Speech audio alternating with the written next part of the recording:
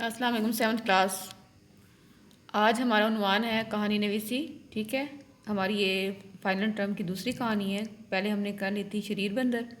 آج ہماری آخری کہانی یعنی دوسری کہانی ہے جو ہے احسان کا بدلہ احسان۔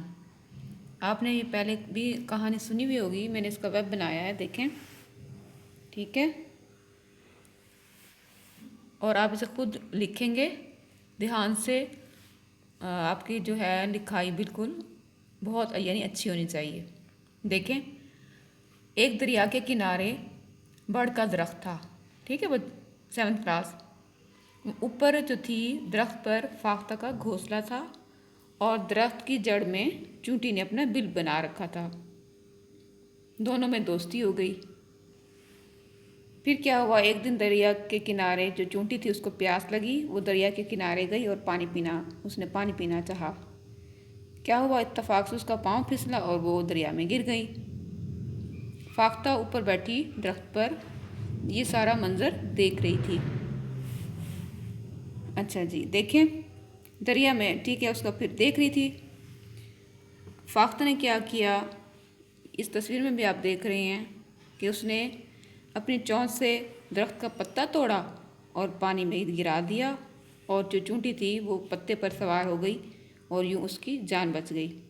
چونٹی دل ہی دل میں سوچنے لگی کہ فاختہ کتنی نیک ہے اور اس نے میری جان بچائی ہے، اللہ تعالیٰ مجھے بھی کوئی ایک ایسا موقع دے جس سے میں اس کی جان بچا سکوں۔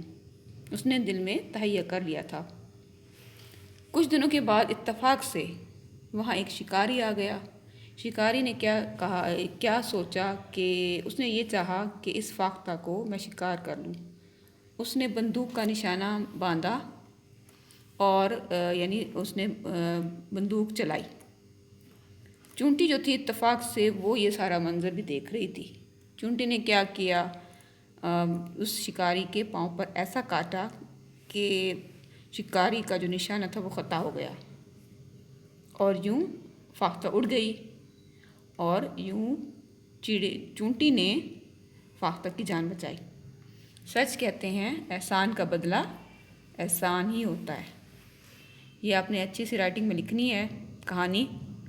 اور ایک اور بات بھی بتا دوں آپ کو، 7th کلاس، ہمیشہ جو کہانی ہوتی ہے وہ فعل ماضی میں لکھی جاتی ہے، یعنی تھا، تھی، تھے میں، یعنی پاسٹ ایونٹ ہوتے ہیں، اس کو ہم ڈسکس کرتے ہیں۔ چلیں جی، اللہ حافظ۔